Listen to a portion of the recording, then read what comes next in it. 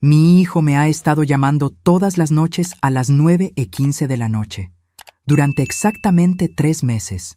Siempre me pregunta lo mismo. Mamá, ¿estás sola? Si le contesto que sí, simplemente cuelga. Si le digo que no, insiste en saber quién está conmigo. Anoche rompí el patrón y decidí mentirle diciéndole que estaba sola. Nunca imaginé que una simple mentira sería lo que me salvaría de perderlo todo. Pero antes de seguir, verifica si ya estás suscrito al canal y escribe en los comentarios ¿desde dónde estás viendo este video? Nos encanta saber hasta dónde están llegando nuestras historias.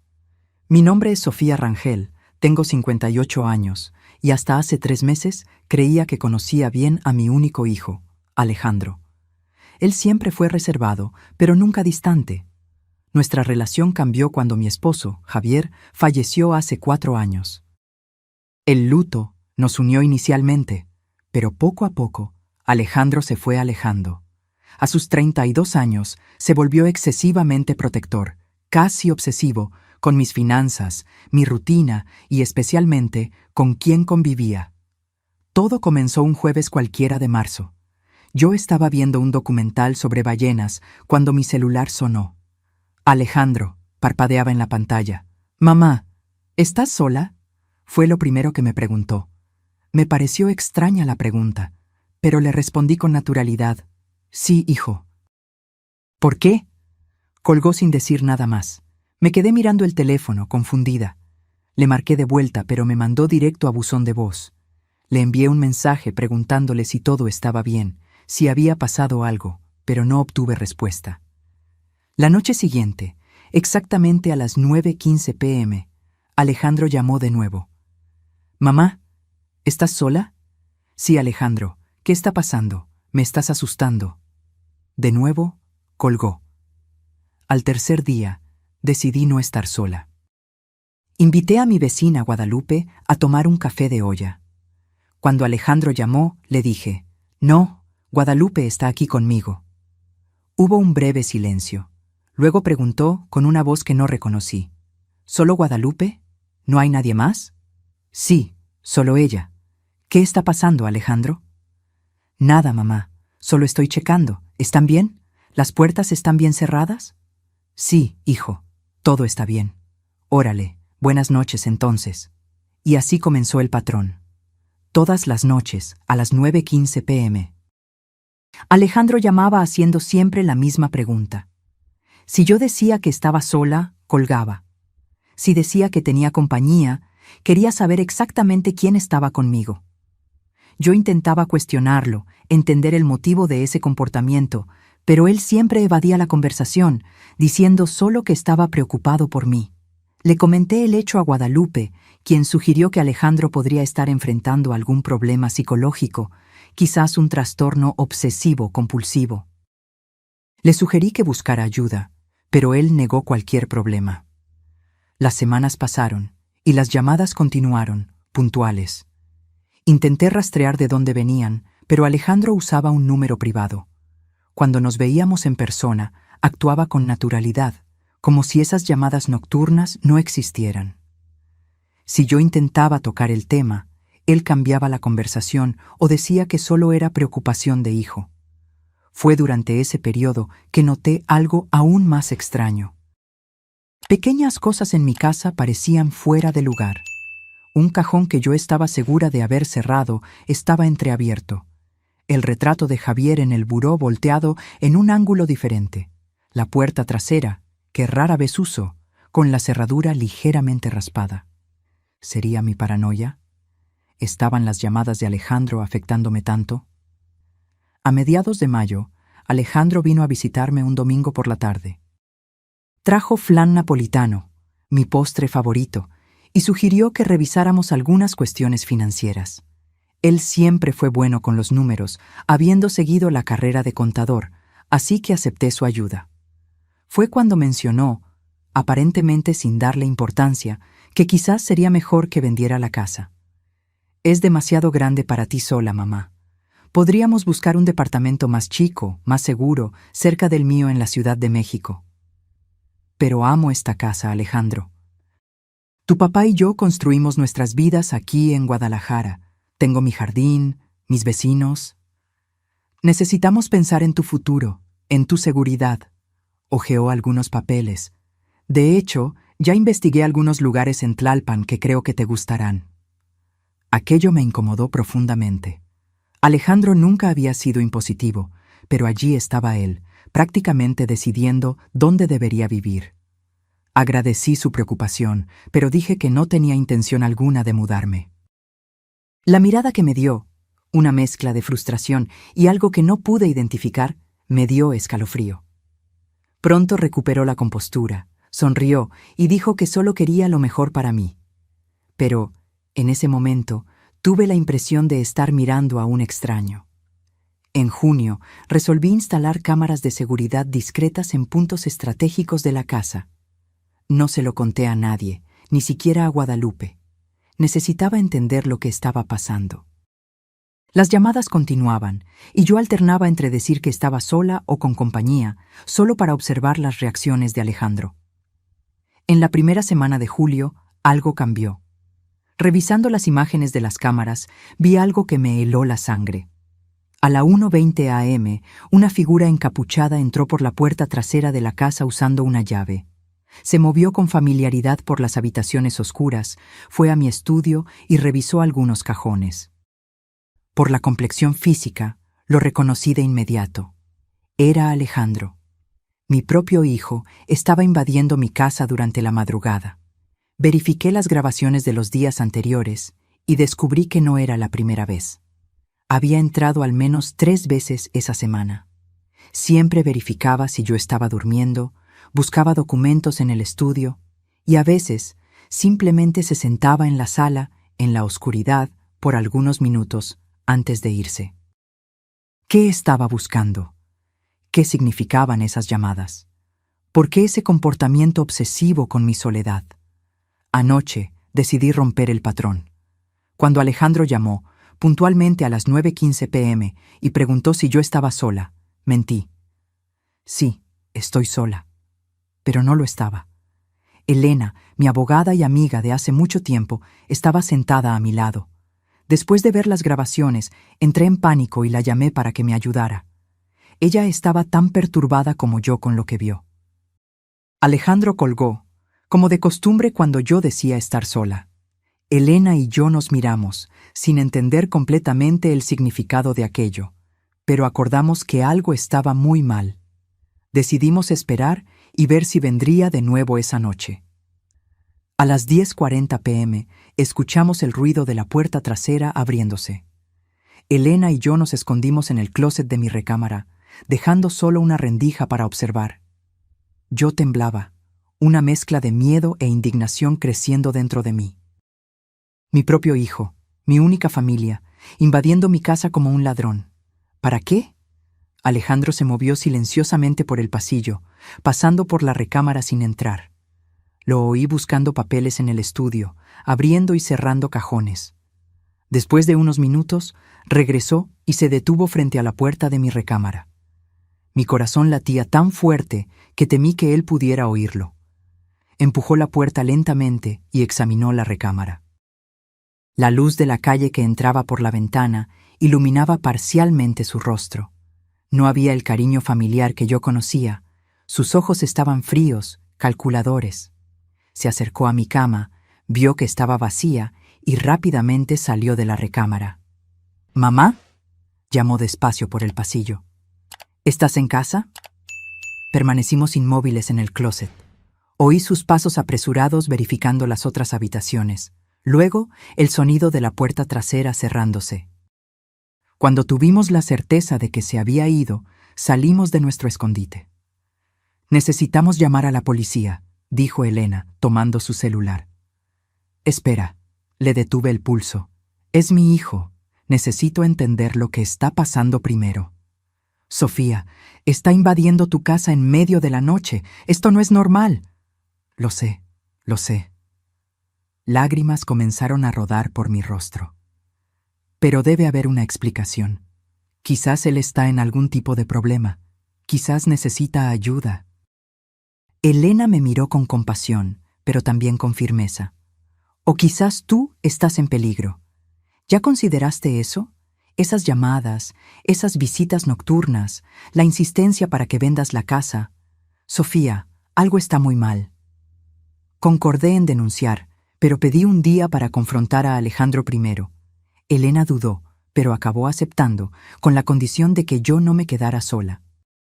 Ella dormiría en mi casa esa noche, y al día siguiente iríamos juntas a hablar con Alejandro en su oficina, un lugar público donde yo me sentiría más segura. No pude dormir. Me pasé la noche repasando mentalmente los últimos meses, intentando identificar cuándo Alejandro comenzó a cambiar. ¿Fue después de la muerte de Javier? No, Alejandro sufrió, claro, pero lidió con el luto de forma sana. ¿Fue después de que su matrimonio con Estela terminara hace poco más de un año? Él quedó afectado, sí, pero no demostró comportamiento obsesivo. ¿Qué le había pasado a mi hijo? Por la mañana llamé a la oficina de contabilidad donde Alejandro trabajaba. La secretaria que me conocía pareció sorprendida. «Doña Sofía, Alejandro no está trabajando aquí desde hace casi 4 meses. Renunció en marzo». Sentí como si el suelo hubiese desaparecido bajo mis pies. ¿4 meses? Exactamente cuando comenzaron las llamadas nocturnas. Alejandro me decía casi toda la semana lo ocupado que estaba en el trabajo. Mencionaba clientes, hablaba de proyectos. ¿Sabe por qué se fue?, pregunté, intentando mantener la voz firme. No exactamente. Hubo algunos problemas. Quizás sea mejor que hable con el LIC. Mauricio, el director. Agradecí y colgué. Miré a Elena, que había escuchado todo. Necesitamos ir a su departamento, dije. Sofía, si no está en el trabajo, probablemente estará allí. Es peligroso. Entonces es mejor que vayamos cuando él no esté. Siempre va al club los miércoles por la mañana. Hoy es miércoles. Elena no parecía convencida, pero aceptó acompañarme. De camino al departamento de Alejandro, llamé a Mauricio, el director de la empresa de contabilidad. Él me conocía de las fiestas de fin de año y demostró preocupación al oír mi voz. Sofía, lamento mucho lo que pasó. Alejandro siempre fue uno de nuestros mejores profesionales, pero... ¿Pero qué, Mauricio? ¿Qué pasó?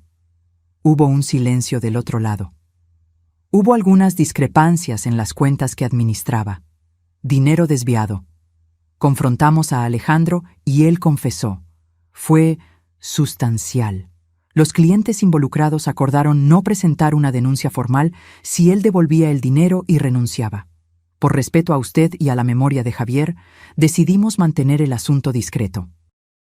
Agradecí mecánicamente a Mauricio y colgué. Mi hijo había desviado dinero de clientes. Mi hijo, que creció oyendo a Javier hablar sobre honestidad e integridad, que lloró en el funeral de su padre diciendo que quería honrar su memoria. ¿Cuánto habrá desviado?, preguntó Elena mientras estacionábamos cerca del departamento de Alejandro. No importa la cantidad. Lo que me preocupa es por qué lo hizo. ¿Y qué tiene que ver eso con las invasiones a mi casa? Usamos la llave de repuesto que yo tenía, una que Alejandro me dio años atrás, irónicamente para emergencias. El departamento estaba sorprendentemente limpio y organizado, diferente de lo que yo esperaría de alguien pasando por una crisis. En el escritorio encontramos algunas cuentas atrasadas y notificaciones de deudas. Aparentemente, a pesar del dinero desviado, Alejandro estaba con problemas financieros. En la recámara, Elena encontró algo aún más perturbador. Un folder con todos mis documentos. Escritura de la casa, estados de cuenta bancarios, pólizas de seguro, incluyendo el seguro de vida que Javier dejó a mi nombre. Un valor considerable. Sofía, dijo Elena, sosteniendo un documento. ¿Firmaste un poder notarial dándole a Alejandro autoridad sobre tus decisiones financieras? No, nunca. Ella me mostró el papel. Era mi firma, o algo muy parecido. Una falsificación sofisticada.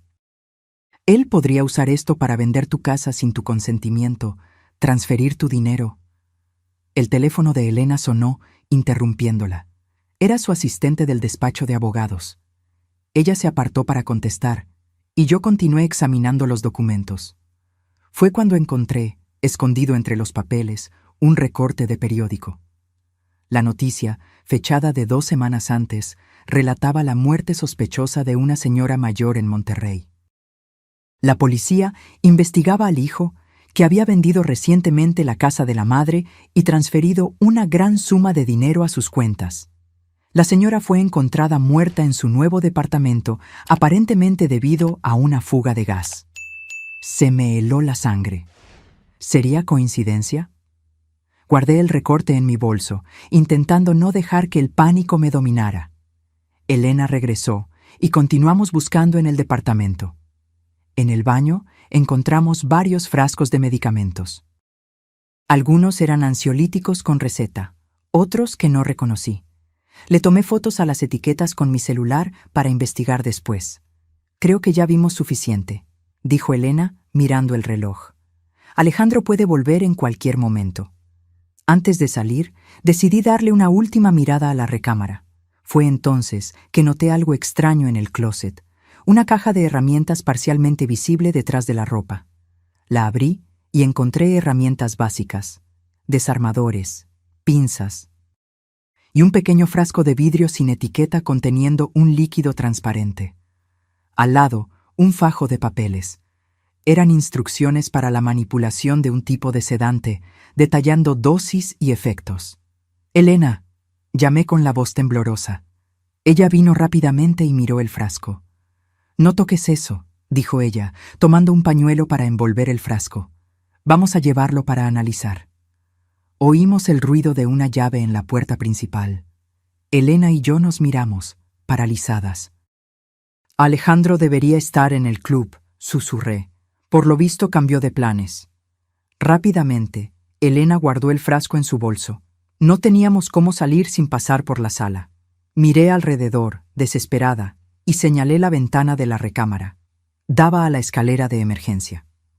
«Vámonos», susurré, abriendo ya la ventana. Bajamos silenciosamente por la escalera de emergencia, intentando no hacer ruido. El departamento de Alejandro estaba en el 3er piso, y cuando llegamos a la planta baja, oímos la ventana de la recámara golpearse. Alejandro había descubierto nuestra fuga. «Corre», dijo Elena, y corrimos hasta el coche. Entré rápidamente mientras ella encendía el motor. Por el espejo retrovisor vi a Alejandro saliendo del edificio, buscando alrededor. Nos vio y comenzó a correr en nuestra dirección. «¡Mamá!», gritó. «¡Espera! ¡Puedo explicarlo!». Elena aceleró, dejándolo atrás. «¿A dónde vamos?», pregunté, mi corazón latiendo fuerte. «Al laboratorio de un amigo. Necesitamos saber qué tiene este frasco. Después, directo a la delegación de policía». Durante el camino, llamé a Guadalupe pidiéndole que verificara mi casa. Estaba preocupada de que Alejandro pudiera ir allá. Ella aceptó y dijo que llamaría tan pronto llegara. En el laboratorio, el amigo de Elena, un químico forense jubilado llamado Víctor, nos recibió con preocupación. «Necesito que analices esto lo más rápido posible», explicó Elena, entregándole el frasco. «Sospechamos que sea algún tipo de sedante o peor». Víctor asintió y se llevó el frasco. Mientras esperábamos, le mostré a Elena las fotos que tomé de los medicamentos. «Este de aquí», señaló ella, «es un medicamento psiquiátrico fuerte, para trastornos de personalidad, alucinaciones». «Alejandro nunca mencionó problemas psiquiátricos», respondí, aturdida. «La fecha de la receta es de solo 3 meses atrás, y por lo que parece, no lo está tomando regularmente. Varias pastillas aún están en los frascos». Mi celular sonó. Era Guadalupe. «Sofía, estoy en tu casa. Todo está bien, pero hay algo extraño en tu recámara. ¿Podrías venir?». Elena y yo intercambiamos miradas. «Vamos para allá, Guadalupe. No toques nada y no dejes entrar a nadie».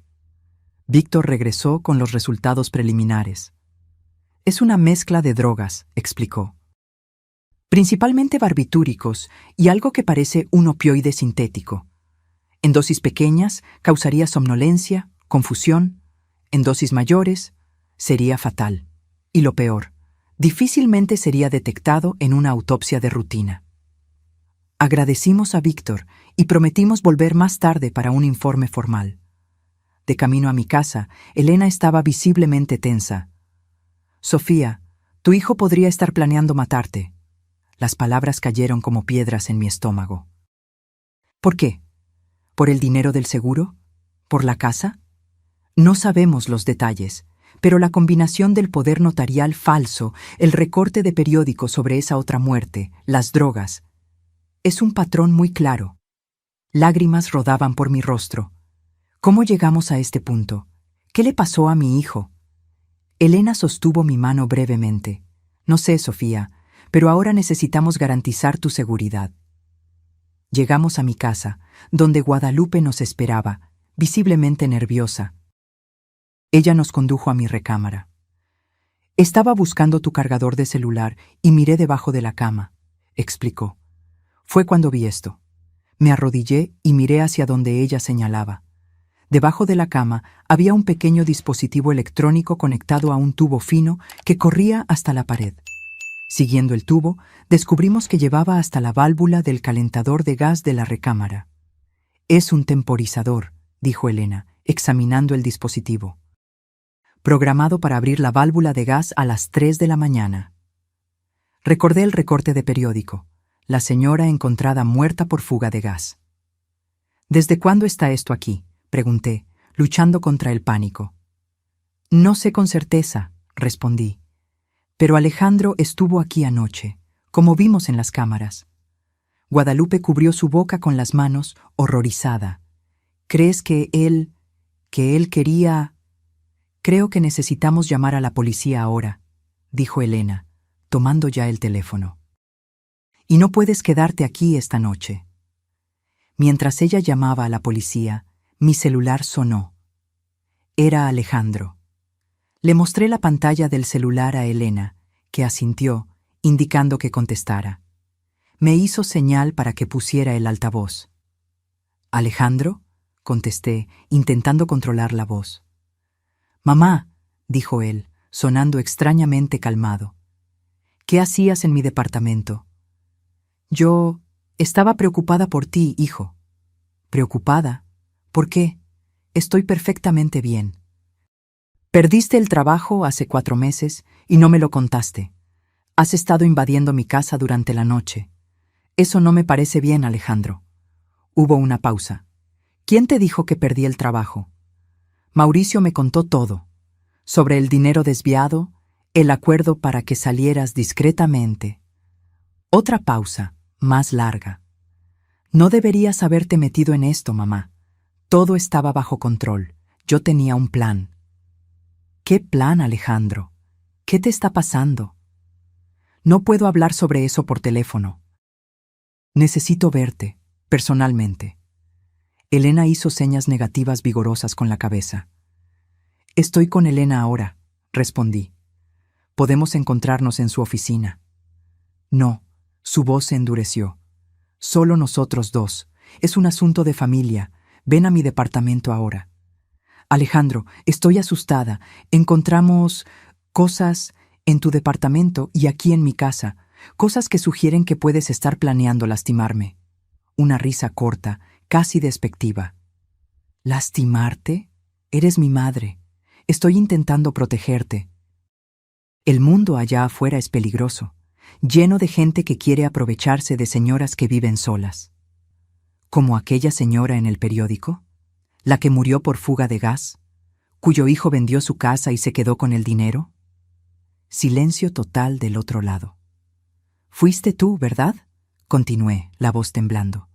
«Tienes algo que ver con su muerte». «No sé de qué estás hablando». «El dispositivo en mi recámara, Alejandro, para abrir la válvula de gas mientras yo dormía. Fuiste tú quien lo instaló». «No entiendes nada», replicó, la voz ahora cargada de rabia. «Todo está conectado. Todos ellos están por ahí, esperando, observando, queriendo lo que es nuestro, lo que es mío por derecho. ¿Quiénes son ellos, Alejandro? No importa.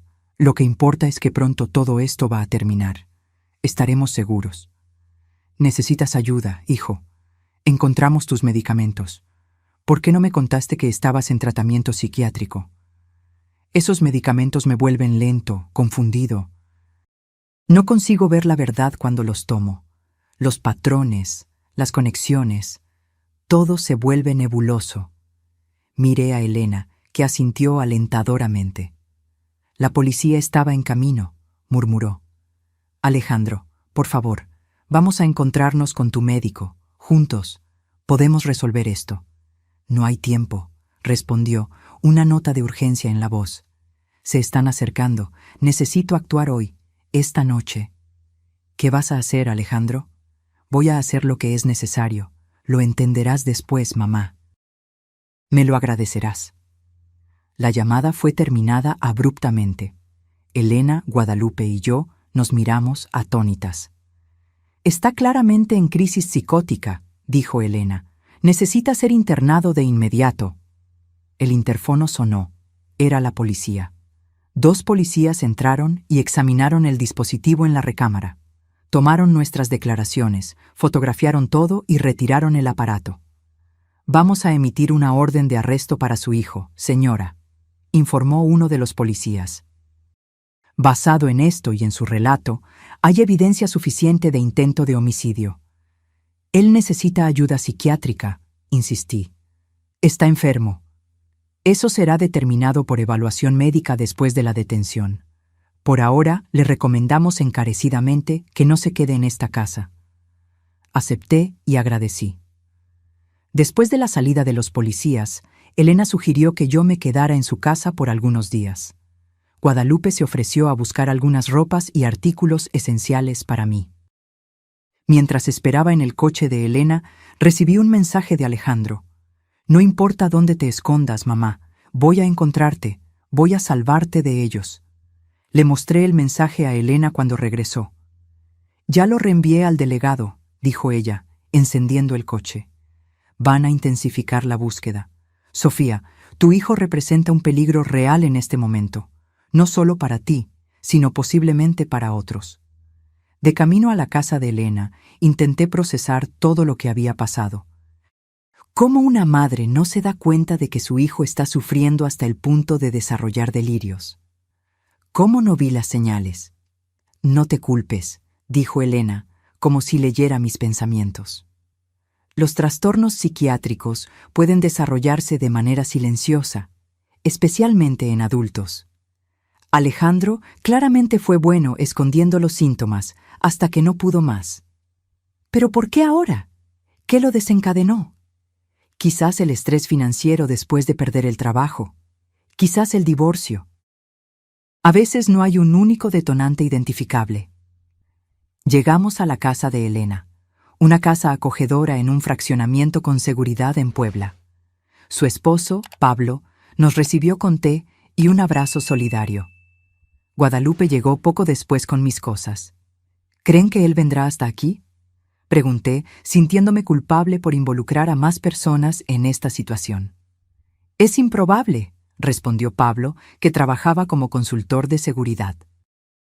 Él no sabe dónde vive Elena, ¿verdad? No que yo sepa, respondí. Nunca la visitamos juntos. Para estar seguros, ya avisé a la seguridad del fraccionamiento, dijo Elena. Tienen su descripción y su foto. Más tarde, recibimos noticias del delegado. La policía había ido al departamento de Alejandro, pero él no estaba allí. Vecinos reportaron haberlo visto saliendo apresuradamente con una mochila. Su coche tampoco estaba en el garaje. Emitimos una alerta, informó el delegado por teléfono. Todas las patrullas están atentas. Si él intenta hacer contacto, avísenos inmediatamente. Pasé una noche inquieta, despertando a cada pequeño ruido. Por la mañana, Elena me trajo el periódico. En la primera página había la foto de Alejandro con el encabezado: hombre buscado por intento de homicidio contra su propia madre. Lloré al leer la noticia, que detallaba los eventos recientes y mencionaba la posible conexión con otro caso similar. Esto es una pesadilla, murmuré. El teléfono de Elena sonó. Era el delegado nuevamente. Encontramos su coche abandonado cerca de la carretera, informó. Hay señales de que pudo haber tomado un aventón o usado transporte público. Ampliamos la búsqueda para ciudades vecinas. Las horas se arrastraban. Elena necesitó ir a su oficina, pero Pablo se quedó conmigo, trabajando remotamente. Su presencia tranquila me confortaba, aunque yo apenas conseguía concentrarme en cualquier cosa. Mis pensamientos estaban constantemente en Alejandro. ¿Dónde estaría? ¿Qué estaría planeando? ¿Cómo las cosas habían llegado a ese punto? Al final de la tarde, Guadalupe vino a visitarme, trayendo algunas ropas que yo había olvidado y un álbum de fotos antiguo que pensé que me confortaría. Hojeándolo, vi a Alejandro en diferentes fases: bebé sonriente, niño concentrado construyendo castillos de arena, adolescente orgulloso en su graduación. «Míralo», le mostré a Guadalupe una foto de Alejandro a los 16 años, sonriendo al lado de su padre. ¿Cómo aquel niño se transformó en esto? «La mente humana es misteriosa, Sofía», respondió Guadalupe, sosteniendo mi mano. Quizás él ya estaba luchando desde hace mucho tiempo y solo lo estaba escondiendo de todos nosotros. Mi celular sonó, exhibiendo un número desconocido. Miré a Pablo, que asintió y se acercó para escuchar. Contesté y puse en altavoz. «Diga, ¿Sofía Rangel?» Una voz masculina que no reconocí. «Aquí es el doctor Felipe Sánchez, del Hospital Psiquiátrico Santa Teresa». Mi corazón se aceleró. «Sí, soy yo. Estoy llamando respecto a su hijo, Alejandro Rangel. Él se presentó voluntariamente a nuestra unidad de emergencia hace cerca de 2 horas». «¿Está ahí?», pregunté incrédula. «¿Está bien?». «Físicamente sí, mentalmente está en crisis». Declaró que viene teniendo episodios psicóticos desde hace algunos meses y dejó de tomar la medicación prescrita. Pidió ser internado porque, en sus palabras, está perdiendo el control y teme lastimar a alguien. Sentí una mezcla de alivio y tristeza profunda. Pablo apretó mi hombro en apoyo. «¿Mencionó algo sobre mí?», pregunté hesitante. «Sí, de hecho. Expresó gran preocupación por su seguridad, pero de manera confusa y paranoica. Mencionó personas que están observando y conspiraciones. Son síntomas clásicos del cuadro que estamos observando.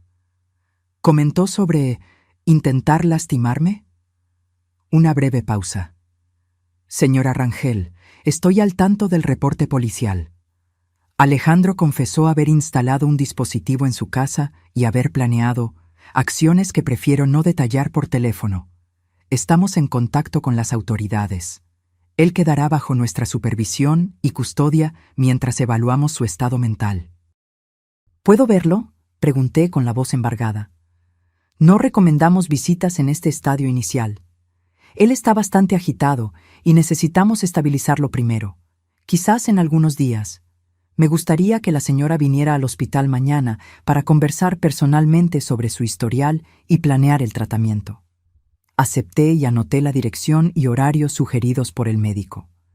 Después de colgar, me derrumbé en lágrimas en los brazos de Guadalupe. Pablo ya estaba al teléfono con Elena y el delegado, informándoles de la situación. «Se entregó», murmuré entre sollozos. «Aún hay una parte de él ahí dentro que sabe que necesita ayuda». A la mañana siguiente, Elena me acompañó al hospital. El doctor Sánchez, un hombre de mediana edad con ojos gentiles, nos recibió en su consultorio. «Alejandro está sufriendo de un trastorno esquizoafectivo», explicó él. «Con base en lo que pudimos evaluar hasta ahora, los síntomas probablemente comenzaron cerca de 1 año atrás, quizás después de su divorcio, pero se intensificaron en los últimos meses». «¿Cómo no me di cuenta?», me lamenté. «Nos veíamos regularmente». Personas con este trastorno pueden parecer perfectamente normales por largos periodos. Los delirios tienden a concentrarse en áreas específicas, mientras que el resto del funcionamiento mental permanece relativamente intacto. ¿Y ahora? Él iniciará un tratamiento intensivo, medicación adecuada, terapia. El camino es largo, pero con adhesión al tratamiento, muchos pacientes consiguen controlar bien los síntomas.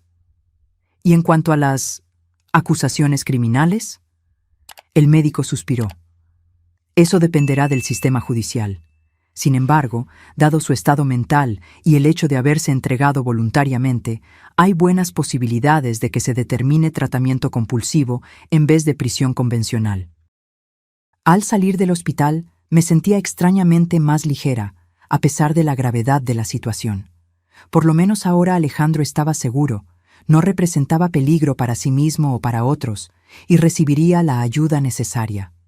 Durante las semanas siguientes, me sumergí en lecturas sobre esquizofrenia y trastornos relacionados, determinada a entender mejor lo que mi hijo enfrentaba. Participé en grupos de apoyo para familiares y conversé largamente con el doctor Sánchez sobre cómo ayudar en la recuperación de Alejandro. Un mes después de la internación, finalmente recibí autorización para visitarlo. Estaba nerviosa, sin saber qué esperar. El Alejandro que entró en la sala de visitas parecía más delgado, con ojeras profundas, pero sus ojos estaban más claros de lo que yo había visto en meses. «Mamá», dijo suavemente, sin atreverse a acercarse. «Hijo», respondí, abriendo los brazos. Él dudó, pero entonces se acercó y me abrazó.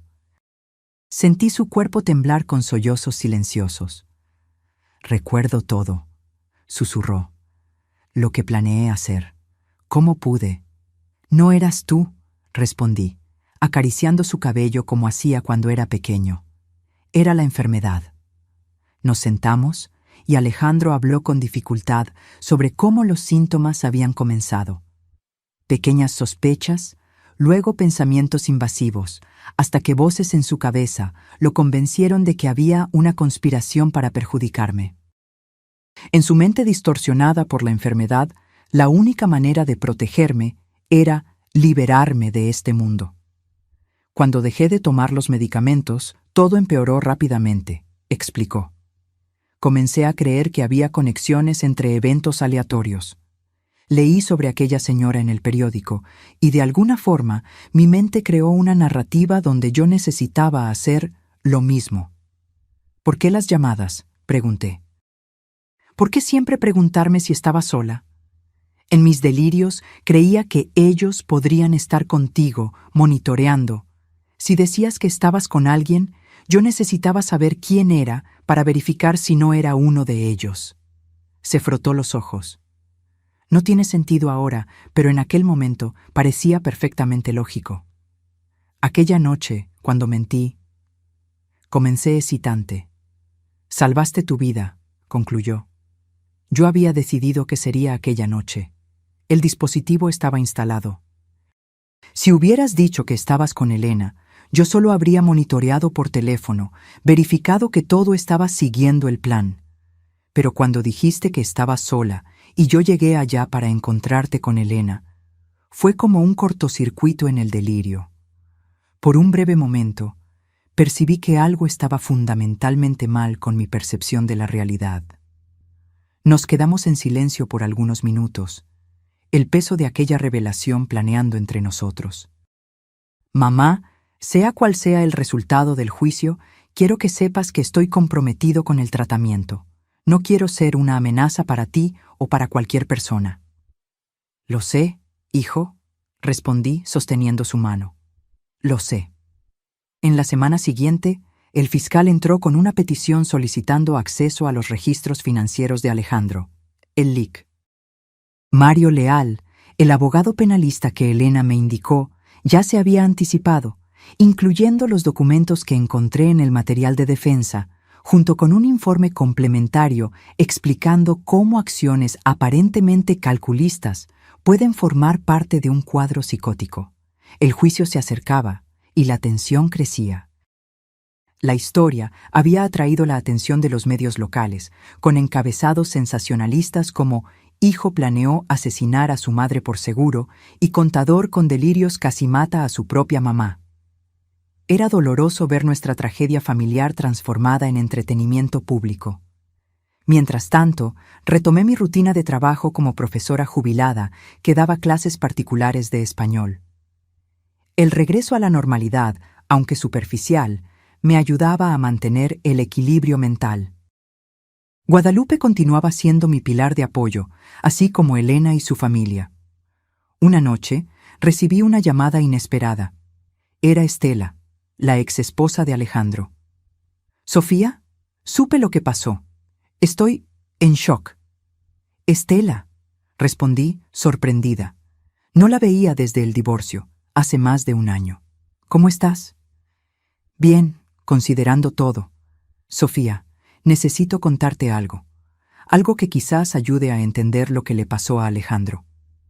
Quedamos de vernos en un café al día siguiente. Estela llegó puntualmente, tan elegante como la recordaba, pero con una expresión tensa que no combinaba con su rostro normalmente sereno. «Vengo culpándome desde que supe», comenzó ella después de pedir un capuchino. Pensé que estaba haciendo lo correcto al alejarme completamente después del divorcio. Pero ahora... «Estela, ¿qué pasó?» Ella respiró hondo. «Nuestro matrimonio no terminó solo por incompatibilidad, como todos piensan. Terminó porque me di cuenta de que Alejandro estaba cambiando, teniendo comportamientos extraños, sospechando de cosas que no tenían sentido». «¿Qué tipo de comportamientos?» Al inicio eran pequeñas cosas. Comenzó a verificar las cerraduras repetidamente antes de dormir. Empezó a creer que colegas de trabajo estaban conspirando contra él. Luego, comenzó a tener episodios en los que se quedaba mirando fijamente a la nada, murmurando para sí mismo. Sentí un nudo en el pecho. «¿Por qué nunca me dijiste?» Él me hizo prometer que no le contaría a nadie. Decía que solo estaba estresado con el trabajo. Cuando le sugerí que buscáramos ayuda, se puso furioso, acusándome de querer controlarlo como los otros. Fue aterrador, Sofía. No reconocí al hombre con quien me casé. Fue por eso que pediste el divorcio. Ella asintió, lágrimas en los ojos. Intenté convencerlo de buscar ayuda, pero él se rehusaba. El divorcio fue el detonante de una discusión terrible en la que él me acusó de ser parte de una conspiración. Tuve miedo, de verdad. ¿Crees que él ya estaba enfermo en aquel entonces? Ahora estoy segura. Las señales estaban todas ahí. Yo debería haber insistido más, quizás contarte, pero... Ella se secó una lágrima. Después de que me mudé, recibí algunos mensajes perturbadores de él. Bloqueé su número y pedí a amigos en común que no comentaran sobre mí con él. Yo solo quería... distancia. Entiendo, Estela. Te estabas protegiendo. Pero si yo hubiera hablado, quizás él hubiera recibido ayuda antes. Quizás nada de esto hubiera pasado. Sostuve su mano. No podemos volver atrás en el tiempo. Lo importante es que ahora él está siendo tratado. Me gustaría visitarlo, dijo Estela hesitante. Si crees que sería bueno para él. Considerando lo que Alejandro enfrentaba, pensé que una visita de Estela podría ser perturbadora. Le expliqué eso a ella, que comprendió. En vez de eso, sugirió escribir una carta expresando su apoyo, que yo podría entregar cuando lo juzgara apropiado. Él aún es importante para mí, Sofía, a pesar de todo. Volví a casa reflexionando sobre la conversación. Una pieza más del rompecabezas se encajaba. Los problemas de Alejandro habían comenzado mucho antes de lo que yo imaginaba. Sentí una punzada de culpa por no haberme dado cuenta de los cambios, por no haber hecho preguntas más incisivas cuando él y Estela se separaron. Como madre, yo debería haber visto las señales. En la audiencia preliminar, el juez escuchó los testimonios de los médicos y el relato del delegado sobre las evidencias encontradas. Alejandro compareció, medicado y visiblemente abatido, acompañado por el lic. Leal. «Su señoría», argumentó el abogado, «las evidencias médicas son conclusivas. El señor Rangel sufre de un trastorno psiquiátrico grave, no diagnosticado en el momento de los hechos. Él no tenía capacidad de entender la naturaleza ilícita de sus actos o de determinarse de acuerdo con ese entendimiento». El fiscal contraargumentó que, a pesar de la enfermedad, había planeación meticulosa en las acciones de Alejandro, sugiriendo algún nivel de discernimiento. El juez decidió que Alejandro permanecería internado en el hospital psiquiátrico bajo custodia judicial hasta el juicio completo. No fue el mejor resultado posible, pero tampoco el peor. Por lo menos él continuaría recibiendo tratamiento adecuado. Vamos a conseguir la inimputabilidad, garantizó el LIC, leal después de la audiencia. Los peritajes médicos son sólidos, y el hecho de que él se haya presentado voluntariamente cuenta mucho a su favor. Alejandro y yo tuvimos algunos minutos a solas en la sala de audiencias, bajo supervisión de un policía a distancia. «Siento mucho todo esto, mamá», dijo él, la voz casi un susurro. «Yo también lo siento, hijo. Por no haberme dado cuenta de que estabas sufriendo. No había forma de saberlo. Yo mismo no sabía lo que me estaba pasando. Era como si otra persona estuviera tomando el control poco a poco. Vamos a superar esto juntos, prometí. Un día a la vez. Él asintió, los ojos humedecidos. Me quedo pensando en lo que podría haber pasado si no hubieras mentido aquella noche. Si hubieras dicho que estabas sola cuando en realidad estabas con Elena. El pensamiento me heló la columna. Si hubiera mantenido el patrón habitual y dicho la verdad, que estaba con Elena, Alejandro solo habría monitoreado la situación por teléfono. No habría ido a la casa a verificar personalmente. No habríamos descubierto las cámaras, los medicamentos, el dispositivo en la recámara. Fue un instinto, respondí.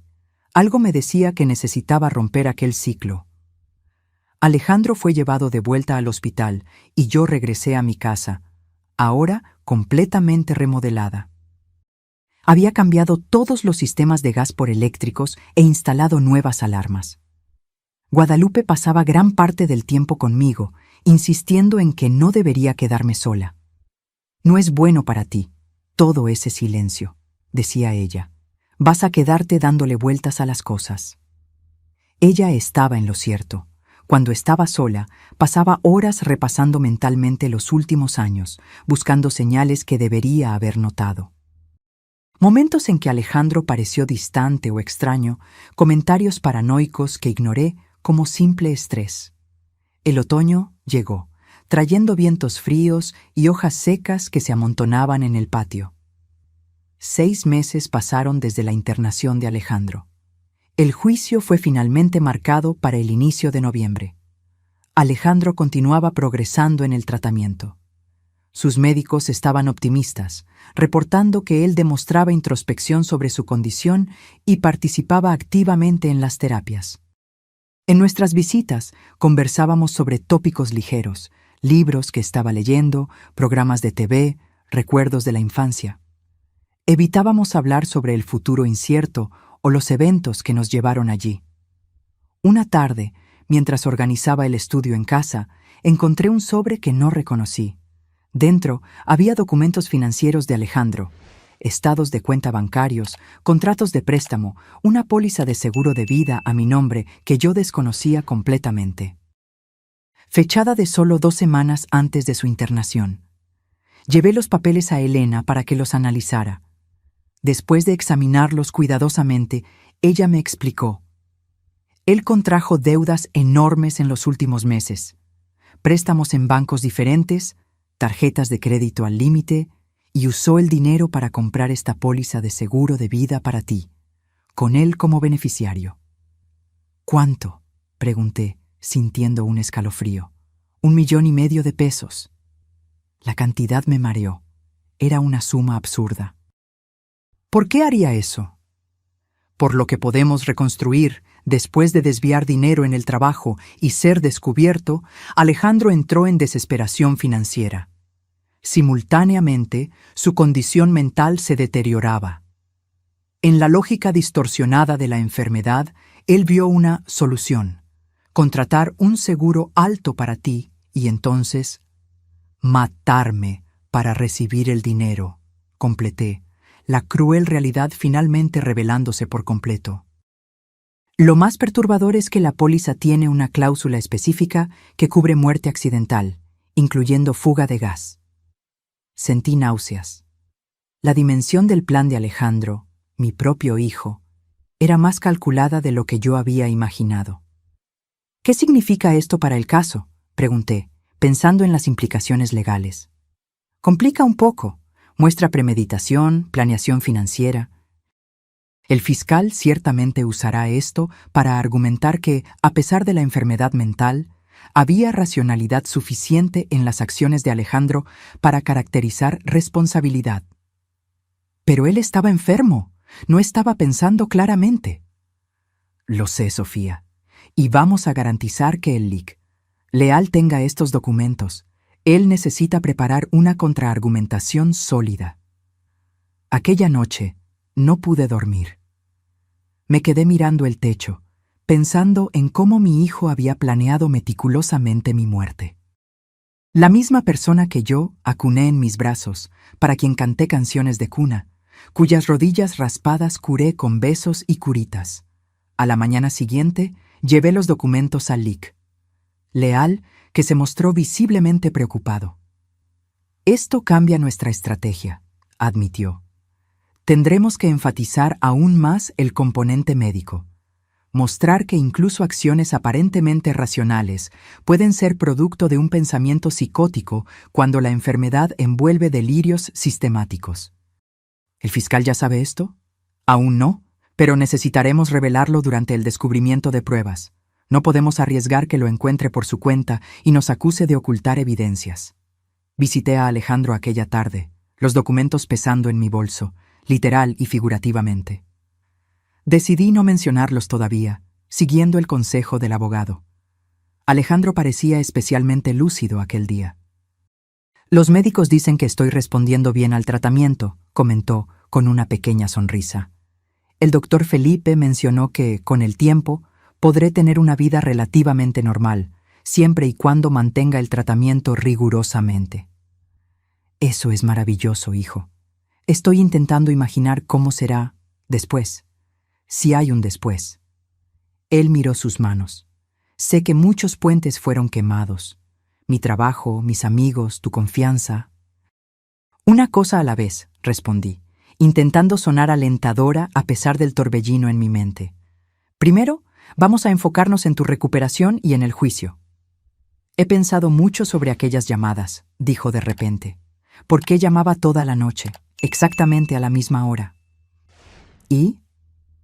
Era la hora en que las voces se volvían más intensas. Algo sobre el crepúsculo, la transición del día a la noche, parecía amplificar mis síntomas. Y preguntar si estaba sola. Era como un ritual que me calmaba temporalmente. Si decías que estaba sola, las voces me decían que aún había tiempo, que yo podría esperar un poco más. Si estabas acompañada, necesitaba verificar quién estaba contigo, si era uno de ellos. Oírlo describir tan claramente los mecanismos de su enfermedad era perturbador y esclarecedor al mismo tiempo. Conseguía ahora entender mejor la prisión mental en que mi hijo había estado. Aquella noche, cuando mentí, comencé hesitante. Salvó tu vida, él concluyó. Yo había decidido que sería aquella noche. El dispositivo estaba instalado. Si hubieras dicho que estabas con Elena, yo solo habría monitoreado por teléfono, verificado que todo estaba siguiendo el plan. Pero cuando dijiste que estabas sola y yo llegué allá para encontrarte con Elena, fue como un cortocircuito en el delirio. Por un breve momento me di cuenta de que algo estaba fundamentalmente mal con mi percepción de la realidad. Nos quedamos en silencio por algunos minutos, el peso de aquella revelación flotando entre nosotros. Mamá, sea cual sea el resultado del juicio, quiero que sepas que estoy comprometido con el tratamiento. No quiero ser una amenaza para ti o para cualquier persona. Yo sé, hijo, respondí, sosteniendo su mano. Yo sé. En la semana siguiente, el fiscal entró con una petición solicitando acceso a los registros financieros de Alejandro. El Lic. Leal ya se había anticipado, incluyendo los documentos que encontré en el material de defensa, junto con un peritaje complementario explicando cómo acciones aparentemente calculadoras pueden formar parte de un cuadro psicótico. El juicio se aproximaba y la tensión crecía. La historia había atraído atención de la prensa local, con encabezados sensacionalistas. Era doloroso ver nuestra tragedia familiar transformada en entretenimiento público. Mientras tanto, retomé mi rutina de trabajo. El retorno a la normalidad, aunque superficial, me ayudaba a mantener el equilibrio mental. Guadalupe continuaba siendo mi pilar de apoyo, así como Elena y su familia. Una noche recibí una llamada inesperada. Era Mauricio, el ex jefe de Alejandro. Sofía, supe que el juicio está próximo. Hay algo que usted necesita saber. Encontré a Mauricio en su oficina en el centro de la ciudad a la mañana siguiente. Él parecía nervioso, jugando constantemente con un bolígrafo mientras hablaba. No le conté todo antes, confesó, sobre la salida de Alejandro de la empresa. ¿Qué no me dijo? El desvío de dinero. No fue tan simple como le expliqué. Alejandro no estaba solo transfiriendo valores a sus cuentas. Él estaba obsesivamente documentando supuestas irregularidades en nuestros procedimientos contables. ¿Qué tipo de irregularidades? Ninguna real. Eran fabricaciones de su mente. Él creó un elaborado sistema de archivos conectando transacciones normales a una supuesta red de lavado de dinero. Comenzó a acusar a directores de estar involucrados con organizaciones criminales. ¿Y por qué no mencionó esto antes? Mauricio suspiró. Vergüenza, quizás, de no haberme dado cuenta de cuán enfermo estaba, de haberlo tratado como un criminal común cuando claramente había algo muy mal. Y también miedo de lo que esa publicidad negativa podría hacerle a la empresa. ¿Tiene esos documentos que él creó? Algunos. La mayoría fue destruida cuando él se fue, pero guardé parte como precaución legal. Él me entregó un folder. Pensé que podría ayudar en su defensa. Muestra claramente un patrón de pensamiento delirante, meses antes de los incidentes con usted. Agradecí a Mauricio y llevé los documentos directamente al LIC. Leal. Él los examinó con creciente interés. «Esto es oro, Sofía», dijo, finalmente. Prueba inequívoca de que el comportamiento delirante de Alejandro en el trabajo precedió en mucho sus acciones contra usted.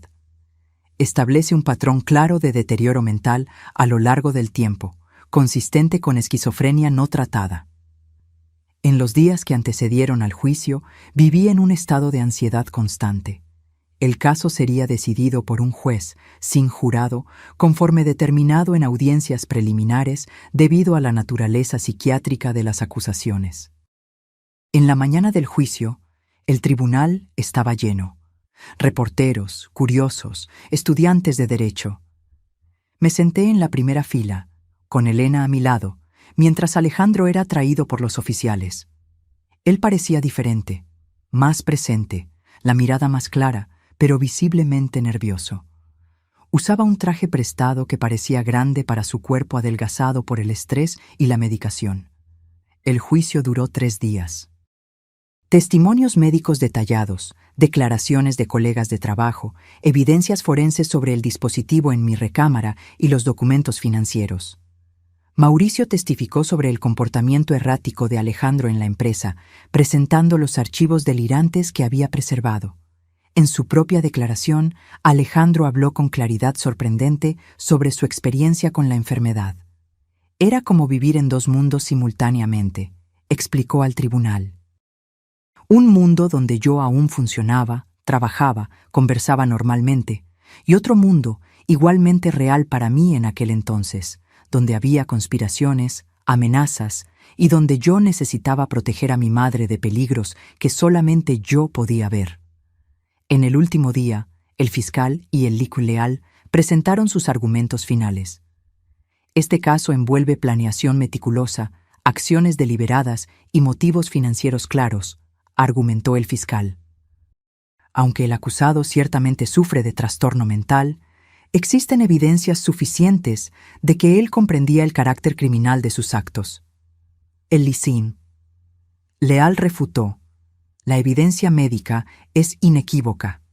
En el momento de los hechos, Alejandro Rangel estaba afectado por un trastorno psicótico grave que afectaba completamente su capacidad de discernimiento. la planeación aparente era, en realidad, manifestación de un pensamiento delirante estructurado, característico de su condición. No estamos hablando de una persona que escogió el mal, sino de una mente aprisionada por la enfermedad. El juez anunció que daría el veredicto en la tarde siguiente. Fue la noche más larga de mi vida.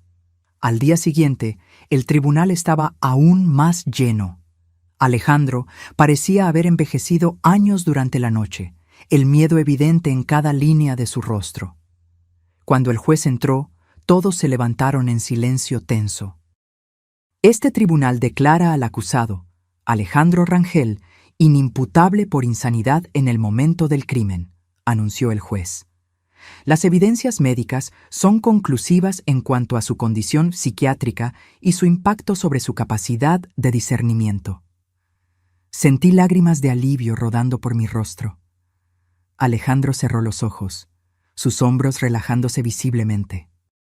Con todo, continuó el juez, considerando la naturaleza grave de las acciones y el peligro potencial para la sociedad en caso de que el tratamiento sea interrumpido, determino que el acusado sea internado en un hospital de custodia y tratamiento psiquiátrico por el periodo mínimo de 3 años, sujeto a reevaluaciones periódicas. Era el mejor resultado posible en las circunstancias. Alejandro no iría a la cárcel, sino que recibiría tratamiento continuo en un ambiente seguro, tanto para él como para los otros. Cuando la sesión fue concluida, pude abrazar a mi hijo brevemente antes de que se lo llevaran. «Gracias, mamá», susurró, «por no rendirte conmigo». «Nunca me rendiré», prometí. 2 años pasaron desde aquel día. Alejandro continúa internado, pero ahora en régimen semiabierto, que permite visitas extendidas e incluso pequeñas salidas supervisadas. Su progreso ha sido notable. La medicación adecuada y la terapia continua permitieron que él recuperara gran parte de su personalidad original. En una de nuestras conversaciones recientes, le pregunté algo que aún me intrigaba. «Hijo, aquellas llamadas nocturnas. ¿Por qué siempre colgabas cuando yo decía que estaba sola? ¿Por qué no continuabas hablando conmigo?» Él reflexionó por un momento.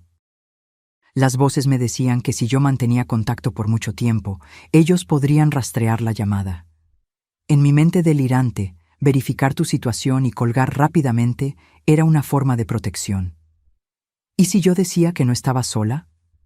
Ahí yo necesitaba verificar quién estaba contigo.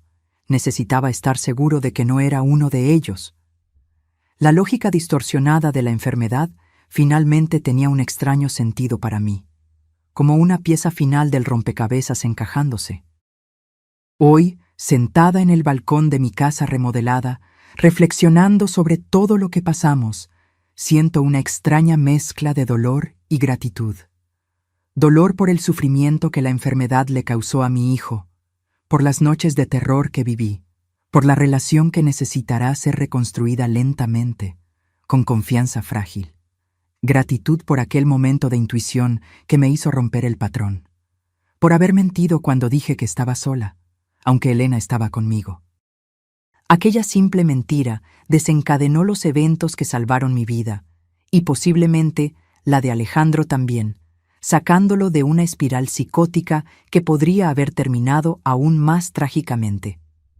Mi teléfono suena. Es Alejandro, llamando del hospital. Ya no a las 9:15 p.m., sino en horarios variados del día, conforme permite su rutina de tratamiento. Ya no preguntando si estoy sola, sino compartiendo pequeños progresos, planes modestos para el futuro, recuerdos felices que lentamente resurgen a medida que la niebla de la enfermedad se disipa.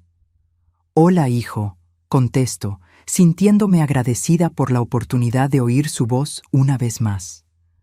La vida está hecha de patrones que nos dan confort y seguridad, pero a veces romper un patrón puede ser lo único que nos salva.